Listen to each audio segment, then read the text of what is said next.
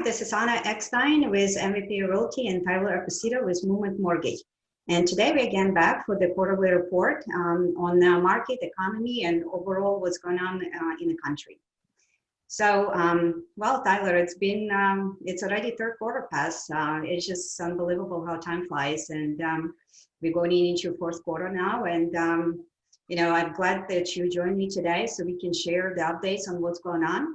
And if okay with you, let me share the. Yeah, absolutely. Thanks for having me. And it's crazy. We started off, the year quarter one kind of hitting the ground running. Then Q2 obviously was a little scary, but then Q3 started to ramp up. And now, hey, we're quarter four, and I think the real estate market's kind of firing on all cylinders. So we'll see how quarter four finishes out here. Oh, absolutely. I'm looking forward to that. The more deeper we go into the end of the year, the more recovery we can see. And the first chart that we really like to share for you guys is the everybody on the mind is unemployment rate. And as you can see where we started, and we really picking up in April for the higher rate. And now we're going in for the last August, the last unemployment rate come up to 8.4%. And, we are going down, which is a good thing. Still, a lot of people unemployed, and a lot of people would like to go back to work, and all our hearts is with them to get there sooner than later. And hopefully our economy continue to recover, and the unemployment rates will get, better and lower, and everybody can get back or resume their some sort of normal state of business and get back to work. Yeah, I mean, when everything kind of first started and we saw 14% unemployment, I think everyone was a little nervous, but now we're seeing a nice strong recovery. So hopefully we continue to trend in that direction. I think it'll probably slow in the next couple of months, but it's in the right direction. So that's all we can ask for. Absolutely. And to give you perspective, guys, what we expect, when it comes to, we compare the Great Depression, Great Recession, and oil recession back. And I know the 4 months of unemployment greater or equal to 9% is still a lot of 4 months, but just to give you the perspective, compared to the other, bad timing that we had in our history, you can see 108 months, 30 months, 19 months, so it's like I said, hopefully we can see, much more better improvement moving forward, but just we decided to share with you for the comparison purposes. So, and this is what our economists kind of projections. I mean, nobody have a crystal ball, but this is what economists kind of projecting recovery from this virus, and current unemployment rate. It's right around 8.4. And as you can see, they predict 2021 coming up to 6.3, the 2022 5.2, and go down continually to 4.9. So hopefully sooner than later, right, Tyler? Yeah, hopefully. Yep.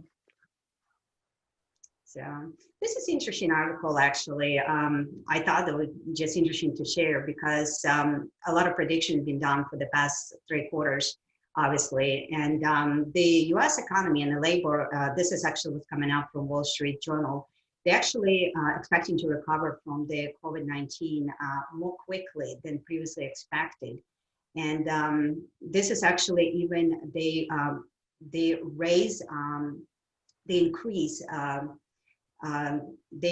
actually the annual rate for the from the 18.3 to the 23.9 for the GDP, and which is really encouraging and really good sign. And there's a lot of hope that comes because everybody expect to have the V-shaped recovery, but everybody now saying it will be quicker, stronger, and much more hopeful, perspective from what I actually was saying in, I remember, second quarter even. Yeah, absolutely. I think everyone's, especially in the housing market, definitely surprised at how well and how strong it is coming back. And that's a good sign. Oh, absolutely. I agree 100%. And, you can see the chart for the CNN Moody's back to normal index. And you can really see that, majority parts of the country is going back to normal. We still have some few states, kind of behind. And you can see the Hawaii is still kind of in the red. It's less than 70%. It's a heavily tourist dependent state, and the people still, afraid to travel. The people still, so there's some states will recover quicker and sooner than others, but we'll get there, right? Yeah, absolutely. And I actually, this kind of puts a good perspective on things that, 80%, above 80%, that's a pretty substantial amount of normalcy, if you will. 80% normalcy, that's pretty good. And that shows a very good recovery again. And, by the end of the year, are we going to be at 90, 95? Possibly. Yeah, no, absolutely. So, well, let's touch base on the real estate market update. So this is index we talked in the last video at the housing market recovery index, depending on those four components. And you can see where we're at now. So this is really definitely the, V-shape, really positive outlook on what you expect, just, with the time. Yeah, definitely. And that is a really good graph to show you that V-shaped recovery in the real estate market. So all good signs.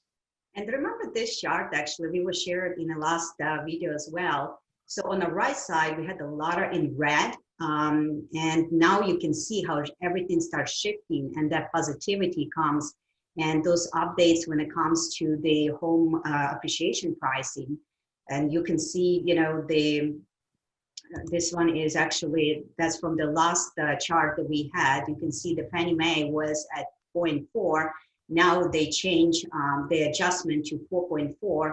The Zillow was -3, and they come up to 3.6 in the home appreciation. Yeah. For Logic, the same concept, -0.6, and now they in green. So it's a really, really positive, good indicators of where we're going into. We still have a long way to go in so many different ways, but at least we're going in a kind of bright, right direction. Yeah, and I think both of those graphs, the one that you just had previously and this one, it's showing that it's not just one person or one group of people that are saying, yes, we're going to have a strong housing prices for in the next 12, 18 months. These are multiple people, multiple different agencies, all saying the same thing. Yes, they may differ on what percent, but it's all green, right? It's all prices are going to go up, appreciation, the market is strong. And then the next graph, it shows that at the onset, there was a lot of hesitation of, hey, what's going to happen? There was a lot of, hey, there may be a slight decrease in home prices over the next 12 months.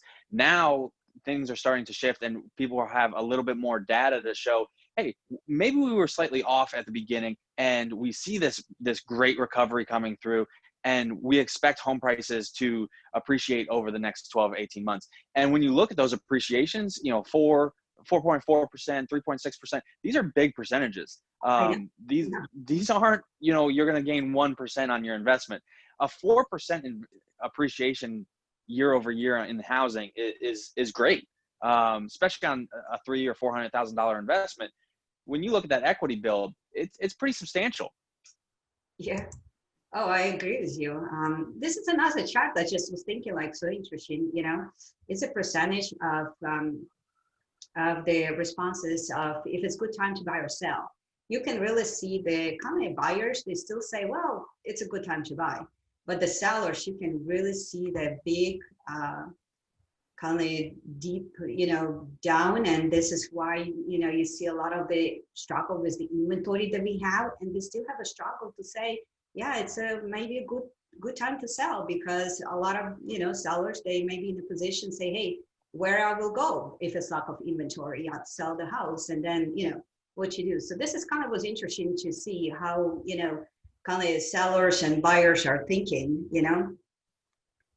Well, and something that I've been telling a lot of the sellers is, yes, the inventory is lower and there may be less places to go and search and find to step up. But a lot of these move up buyers, the buyers that currently have a home, but maybe looking for something a little bit higher, nicer, or a little bit bigger, with interest rates being so low, if you're locked into a 4.25 interest rate right now, you could go and buy a more expensive home and have the same, if not less, payment. So although it's competitive, your house is going to sell very, very quickly because of the market environment. And yes, it may be a little bit more difficult to find a home, but once you find it, you could be getting a substantially more expensive, bigger, nicer house for the same payment because of where interest rates are right now. So it's still a really, really good time to sell because you can get top dollar for your home. And yes, you may have to pay top dollar for the next home, but it's all going to equal out because interest rates are lower. Oh yeah, I agree with you 100%. And maybe like a lot of my buyers right now, maybe they're like in the golf course community and they're thinking, well, maybe it's the time to go and just find a cool house on a canal with the boat access, you know. It's a lot of, trade-in goals as well, not only downsize or upsize, but changing of the lifestyle. Absolutely. Yeah. Well, this is something we always bring this as a market report. I'm not going to go too much in detail on the numbers because if any of you live in these 4 different cities, you can guys look it up. But I do want to give you kind of overview of what the stats are. And you can see we compare this is 2019 to 2020 on the pending sales in July. And you can see that across the board, everything is up in terms of the pending sales. The same thing for August. I mean, you can see it, it's just amazing. I mean, the activities and what's going on in the market. And September, the same concept. It's even better compared to those 2 months. There's definitely activities happening across the board in all 4, in Southwest Florida. There's 2 of them in, Lee County and 2 of them in Collier County. Cities, and this one just comparing the pending sales for the single family homes and condos. And again, if you guys like to look more in details numbers in your city, just pause and take a look, the numbers there for you. So, and this one is the month supply again for the inventory that we have, and you can also kind of look the numbers and see which one fits for your city where you live.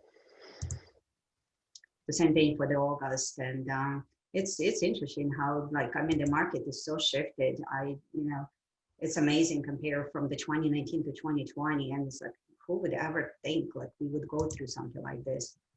Yeah. So and this is months of supply of inventory again, and this is the number of homes. So you can see that our homes decrease across the board pretty much everywhere too, compared for the 2019 in July, and pretty much the same thing happening across the board. August, September, it's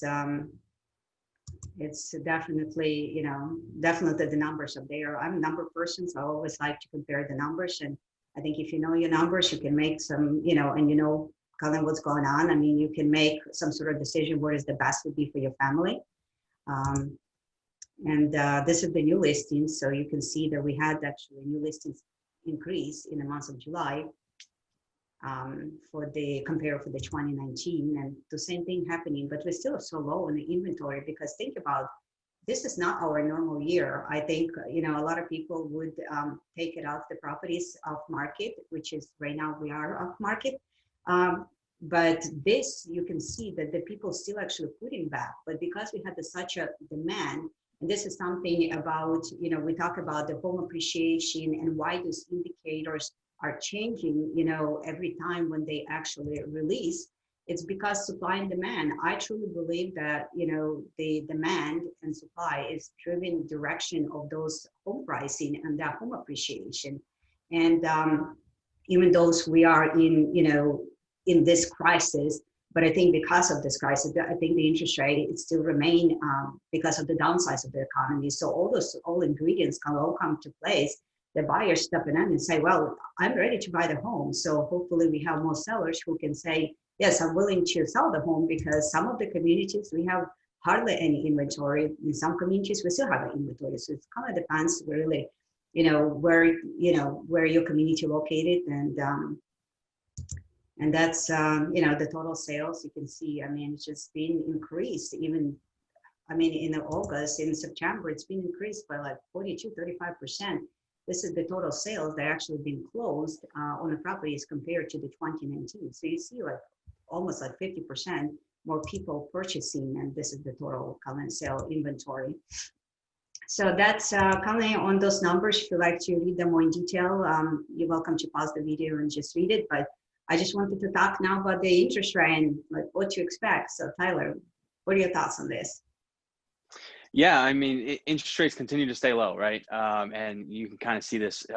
We're seeing first-time home buyers activity is way up because that the interest rates are at historic lows. It's allowing people to have a lot more buying power than they've ever had in history. So, we can see, the rates down there. They're if we ever thought that we'd see a 30-year fixed rate mortgage in the 2%, it's just absolutely insane. Yeah. A 15-year mortgage in the low twos.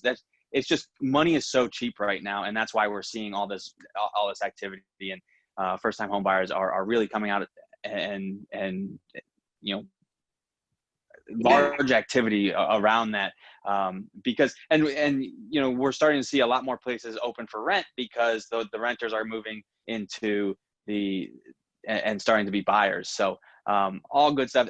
The big question that everyone asks is, how long are interest rates going to stay low, and where are they going to go? No one has a crystal ball, right? The Fed has come out and said, hey, we're going to do whatever it takes to keep interest rates as a whole, not only mortgage rates, but the Fed fund rate and all that. They're going to keep it low. So they've already committed to, yes, we're going to keep it low. Do I expect rates to go up and down over the next couple months? Yes. But I don't expect them to go up to 4 and then come back to 2. I expect them to go, we're seeing high 2s, from high 2s to low 3s, and then maybe back down and then up and down, kind of to move within that range of high 2s and low 3s. But you got to remember, whether you're getting a 2.8 or a 3.1, it's still an incredible time and an incredible interest rate to have a 30-year fixed rate mortgage at 3.1. It really is a crazy time. I know. And the 10-year from now, everybody will be looking in a rear view mirror. It's like, seriously, 2.8 interest rate? I mean, this is like, I don't know. It's just, to me, like, it's unreal. I mean, I saw the rates. I mean, when they were like in 7, back when we had, and that was considered like good rate. Geez. Yeah. Then, I mean, imagine a year ago when we were at 4.25, and that was fantastic. 4.25 was just amazing. I refinanced 4.25 in my house, and I was thinking I was getting steal the deal. I mean, it's like, right now I'm looking at like, oh my gosh, it's amazing. Yeah, absolutely.